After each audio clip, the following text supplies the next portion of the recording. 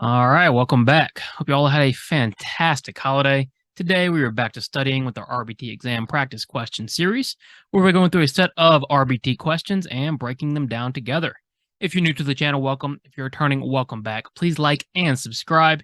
If you're looking for our proven study materials, please check out rbtexamreview.com. We offer practice exams, our study guide, and our famous combo pack, which has helped thousands of RBTs pass their exam.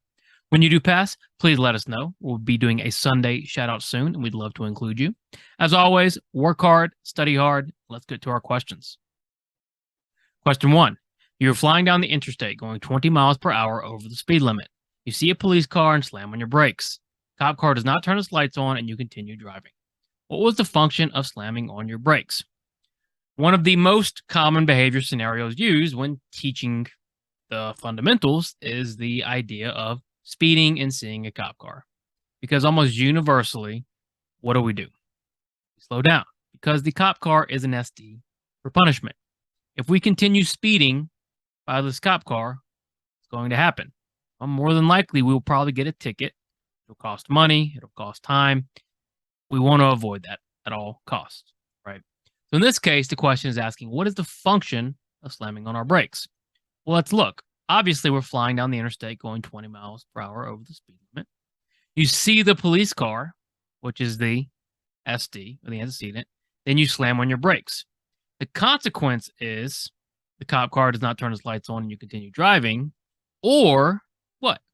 Well, you don't receive a ticket, right? You've escaped or avoided the ticket. Now, can we be sure that slamming on the brakes was the reason? Maybe he just missed you or didn't see you. Either way, the entire reason you slammed on your brakes was why? To obtain a tangible, obtain attention, for escape or avoidance, or for sensory automatic. Well, we can eliminate sensory automatic because that simply means alone or a single person. And if we are seeing the cop car, this is a socially mediated response. There's another party involved. Tangible, we're trying to gain an item. We're not trying to gain an item here, right? If anything, we're trying to avoid that ticket. And then attention. We don't want attention of the cop. We're trying to escape or avoid the situation of gaining a ticket, okay, or getting a ticket for speeding. Remember, function of the behavior is the reason the behavior is occurring. Typically, function is to gain something or get rid of something. So when you're identifying functions, ask yourself, what am I gaining? What am I trying to get rid of? In this case, we're trying to avoid or get rid of getting a ticket, so we slam on our brakes. The answer here is C, escape avoidance. Joy is teaching her daughter to walk across the entire living room. She stands 2 feet from the couch and allows her daughter to walk herself to the edge of the couch. She then moves back 4 feet. Joy is most likely using what to teach walking? Now, don't read this question too quickly. You shouldn't read any of the questions too quickly because that's where a lot of people make mistakes, especially if you've studied. It's kind of a reverse of what you would think. But the more prepared you are, the quicker you want to go. The quicker you go, the more mistakes you make. Accuracy is what makes you quick, not reading quickly. All our work needs to be done on the question. That's where all our information is. What is the question asking? The question is asking about Joy and the procedure she is using to teach walking. So we know she's teaching her daughter to walk across the entire living room. That is the behavior we want to teach. Walk across entire living room. First, she stands 2 feet from the couch and allows her daughter to walk herself to the edge of the couch. She then moves back 4 feet. So what is she doing? Well, she's extending that distance. 2 feet isn't the end goal, but it's a part of the end goal. It's a successive approximation. 4 feet isn't the end goal, but it's a part of the end goal. It's a approximation. So if we're teaching successive approximations in an attempt to teach one primary goal or main goal, what are we teaching? We're using the pre-map principle. Pre-map principle, or Grandma's law, is the opportunity to engage in a preferred activity if you engage in a non-preferred activity. Doesn't seem to be that the case here. We're not sure what the reinforcement is. All we know is Joy is teaching using successive approximations. Therefore, Joy is teaching using shaping. 2 feet, 4 feet. Eventually, she's going to work her way up to the entire living room. No functional communication training. Joy is not teaching her daughter to talk or communicate in any way. Now, walking might lead to other types of communication, right? But We're not explicitly teaching that. And then discrimination, not discriminating between anything. We're simply extending the distance between walking between Joy and the couch. Again, 2 feet, 4 feet up to the entire living room. Joy is teaching successive approximations. Joy is most likely using shaping to teach walking. If a client engages in a behavior at an extremely high rate and you need to immediately try and reduce the behavior, what procedure use? All right. Might be a more difficult question, especially if you're more new to studying, but it's a good learning question. In this case, we have a behavior occurring at an extremely high rate, and you have to try to reduce it immediately. Let's say it's very dangerous, it's extremely not socially valid, it's a barrier to the client being successful.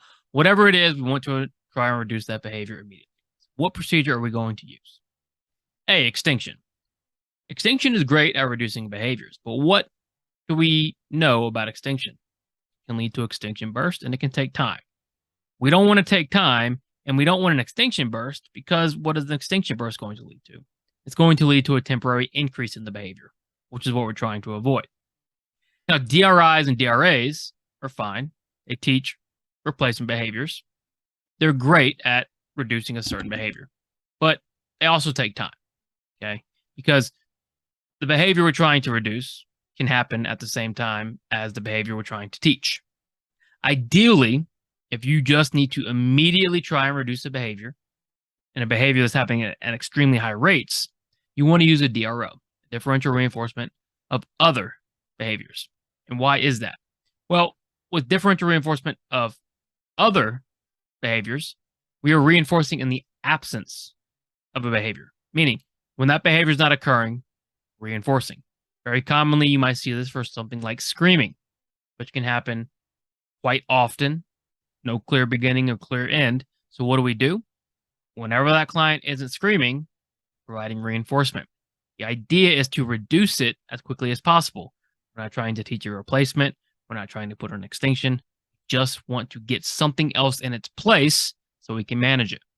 So if we want to engage or reduce a behavior it happens at an extremely high rate, and we want to do it immediately, we should use a differential reinforcement of other behaviors procedure. For your birthday, you received a brand new set of pots and pans. Next week, your in-laws are coming to stay at your house, and last time they were there, they ruined a few of your pans. Set a reminder for yourself to hide the pots and pans that weekend. What type of strategy is this? All right, so what do we do with the behavior question? Well, we try to identify whose behavior we're looking at. Are we looking at our behavior, or are we looking at the in-laws' behavior? We're looking at our behavior because we're looking at the type of strategy we're using. Because what are we trying to accomplish? Well, we know we have this brand new set of pot and pans. Next week, our in-laws will be here. And last time they were there, they ruined some of your pans. So you've learned you don't want them to ruin your pans. You need to do something about it. So ask yourself, are we reacting or are we preventing? Remember, we have two types of interventions: antecedent interventions and consequence interventions. Antecedent interventions are preventative, trying to prevent something from happening. Consequence interventions are reactive. We're reacting to a behavior that's already occurred. In this case, we know last time they messed up some of your pot and pans, so we're going to try to prevent that. This is going to be a preventative measure by doing what? By trying to hide the pans, right? You're setting a reminder to hide the pot and pans. The idea is to prevent what happened last time happening again. So what type of strategy is this? Is it an antecedent strategy? Yes. Now, do we pick antecedent and move on? We don't. Look at all your answer choices, read all of your answer choices. B, consequence, of course, is a reactive strategy. We're not reacting, we're trying to prevent. C, prompting, there's no prompting occurring. D, motivating operation. Well, the motivation is already there to hide the pots and pans. That was the idea of the parents last time ruining the pots and pans. That increases the value of hiding the pots and pans. Actually hiding the pots and pans, though, is going to be your antecedent strategy. It's preventative. We're trying to prevent it from happening. What type of strategy are we using? A, an antecedent strategy. Look at the graph below. What was the duration of Chad's elopement behavior during session 3? Okay, graphing questions. I don't want you to be intimidated by graphing questions. They're not that difficult. You need to know a few basic things. We use a line graph most commonly in ABA. You have an x-axis, a y-axis, and then you need to identify things like trends. And to do that, all you have to do is look at the data path. Now, if we just read this chart or our graph, what do we know? Well, we know we are measuring frequency of Chad's elopement behavior. We have elopement or a behavior on our y-axis, and we have sessions on our x-axis. So why is this a trick question? Well, the question is asking about the duration of Chad's elopement behavior. Does this graph tell us about the duration of Chad's elopement behavior? It does not. The graph is only talking about frequency. So when we're looking at our different sessions, session 1 is 4, session 2 is 6, session 3 is 5, that's frequency. That's just count. Nowhere on this graph is duration. You have to be very careful and you have to read very slowly because the test might trick you or attempt to trick you. But if you are just doing all your work up front, you would immediately see that, okay, here's your duration, but my graph is frequency. Therefore, I cannot determine, and my answer is going to be D, cannot determine. On the first day of guitar lessons, the guitar teacher asks their student to play different chords and records whether or not the student is able to play each chord. The guitar teacher is what? What is the guitar teacher doing? Let's break it down.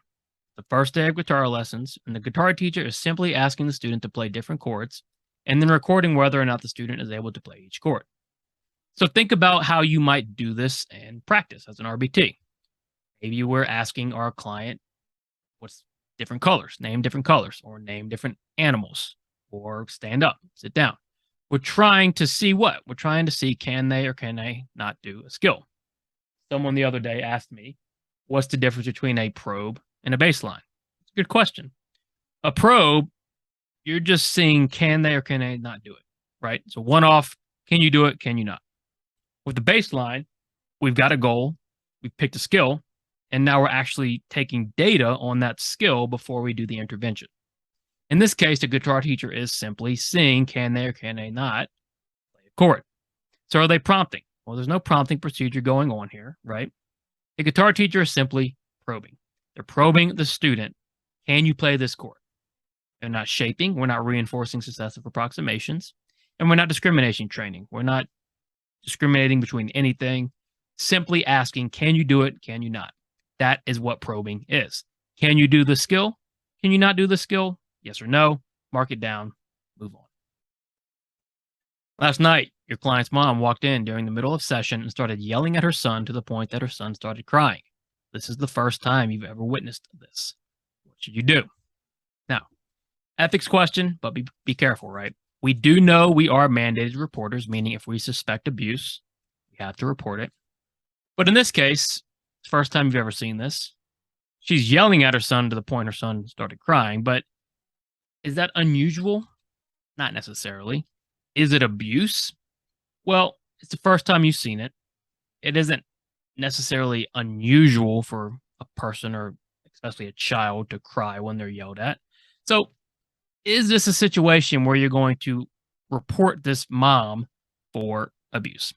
Probably not. We have to use common sense, right? We have to use our best judgment. So what should you do? A, inform law enforcement immediately and tell your supervisor. No need to get law enforcement involved. No need for that. B, inform your supervisor and put it in your session notes. Much better. Of course, we're telling our supervisor. If this becomes an ongoing thing, well, situation might change, right? What you're going to have to do and your responsibilities might change. In this case, though, tell your supervisor, get guidance, put it in your notes. C, record it in your session notes and wait to see if it happens again. Yes, you want to record it, but make sure you're telling your supervisor, right? That's the key for ethics questions for RBTs. Communicate, communicate, communicate. And then D, talk to the parent about what is going on and why this happened. Is that your role? Is it your role to parent train? You communicate these type of things with parents? Not. First, foremost, tell your supervisor, get guidance, put it in your notes, go from there. So what should you do if you see this occurring? You should inform your supervisor and put it in your session notes. A crisis emergency plan should be put into each treatment plan. What is the purpose of a crisis/emergency plan? So, what is a crisis emergency plan? A crisis emergency plan is written for when you're in danger, client's in danger, or someone else is in danger. And we always want a crisis emergency plan in case things go very wrong. We're working with humans. Humans are unpredictable. Even the kindest, sweetest, nicest person in the world can be sometimes unpredictable. We always want a plan in place for the protection of everybody. Okay. So, what is the purpose of a crisis emergency plan? A, guide extinction and punishment procedures. No, we have our treatment plans and our behavior plans for that. B, protect the client, you, and others.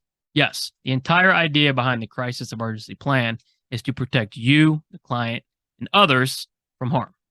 If there is any risk at all of harm to you, client, or others, we need a crisis emergency plan.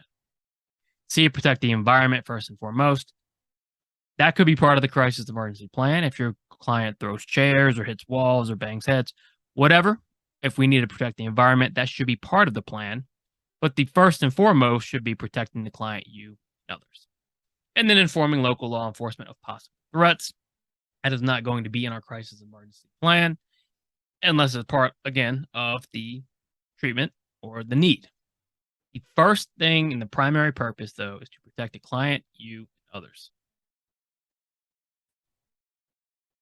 If I told you to reinforce our client on a variable interval schedule, when would you deliver reinforcement? All right, so we've been talking a lot lately about basic reinforcement schedules. And what do we do when we get them on our exam? We break them down. So, first things first, right? We want a variable schedule. Now we have fixed and variable as two different types of schedules. Fixed means it's unchanging, and variable, we're looking at an average. So, A, every time the client responded, will be fixed. B, after a set amount of time, would be fixed. So, we're looking for an average here, right? A variable. So, we're looking at C or D. And then an interval schedule is the opposite of our ratio schedule. An interval schedule is based on time, while ratio is based on responses. So we're looking for a variable average interval amount of time, a variable or an average amount of time schedule. So C, after an average number of responses, would be a variable ratio. D, after an average amount of time, would be a variable interval schedule. That's when you would deliver reinforcement. All right, thank you for watching. Please like and subscribe and check out rbtexamreview.com for all of our study materials.